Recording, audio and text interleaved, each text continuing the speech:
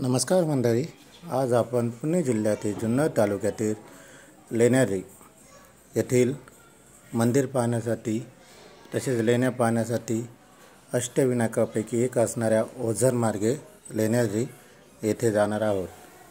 आपण पाहू शकता ओझर येथील जे धरण आहे तिथला ते दृश्य होतं.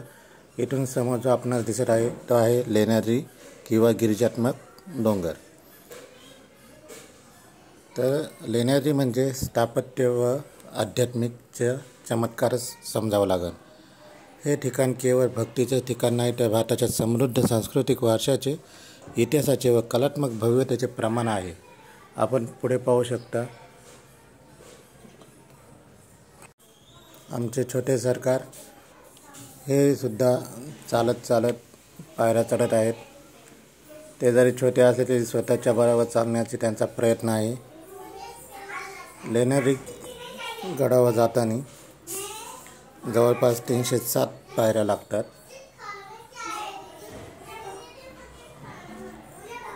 हा जो परिसर दिसत आहे हा जुन्नरचा परिसर डोंगरावरून अतिशय मनमोहक असे दृश्य दिसत आहे. येथून मंदिरात जाताना या दगडी कोरीव पायऱ्या वास्तुकलेचा एक अप्रतिम नमुना आपणास दिसत आहे. तसेच इसवी सन 1 ते 3 शतकात कोरलेल्या आढळतात, ज्या मूळतः बौद्ध मठ किंवा विहार म्हणून प्रसिद्ध होते. संपूर्ण मंदिर एकाच खडकापासून कोरलेले आहे. मंदिराच्या आत प्रशस्त हॉल असून तेथे नैसर्गिक हवा व प्रकाश याची उधळण होत असताना आपणास दिसते. हा जो खांब विरहित बौद्ध सभामंडप आहे त्याची लांबी 57 फूट लांब व 52 फूट रुंद अशी आहेत. तसेच आपण पाहू शकता दगडावर अप्रतिम असे कोरीव काम केलेले आहेत. येथे जवळपास 20 निवास कक्ष असून तेथे बौद्ध भिक्षुक राहत होते. समोर पाहत अप्रतिम अशी कलाकुसर दगडामध्ये कोरलेली, आजच्या जमान्यालाही लाजवेल अशी कलाकुसर. प्रत्येक दगडावर एक अप्रतिम अशी कलाकुसर केलेली आहे. प्रत्येक लेणीसमोर ओसरी ही आहेच.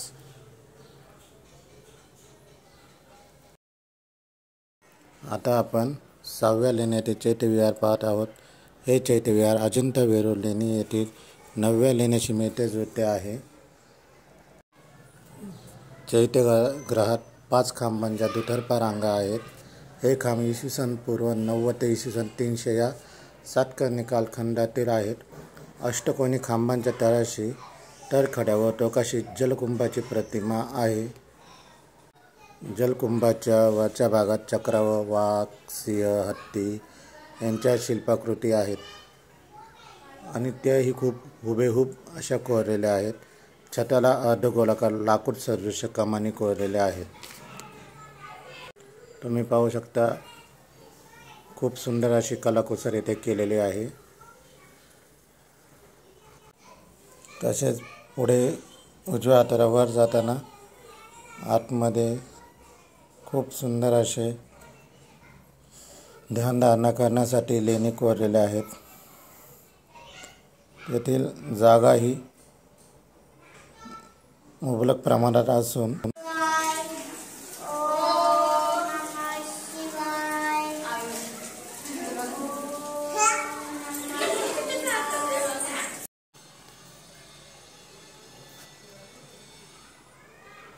काही लेण्या या बंदिस्त करून ठेवण्यात आलेल्या आहेत.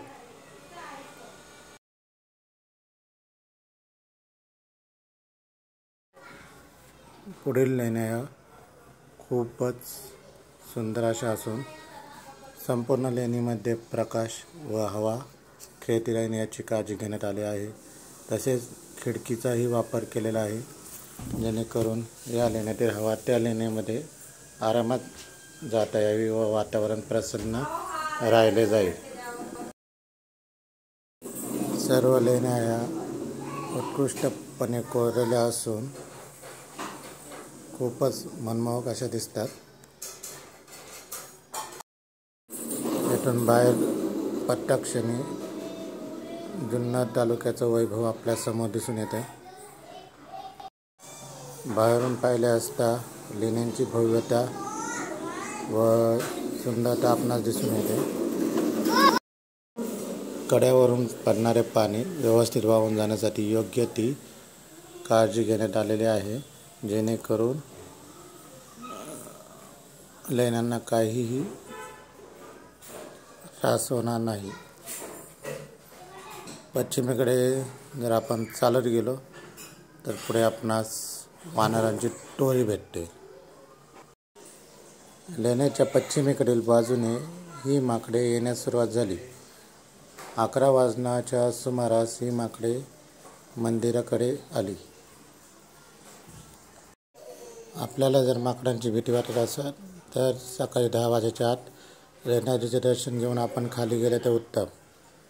तसेच माकडांना जे भाविक भक्त असतात ते असे प्रसाद वगैरे देऊन माकडांचं पोट भरण्याचं काम करतात.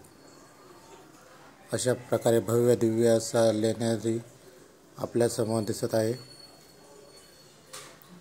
आणि आमच्या परीने जेवढं पाहता येईल तेवढे पाहून आम्ही आपली रजा घेतो. धन्यवाद.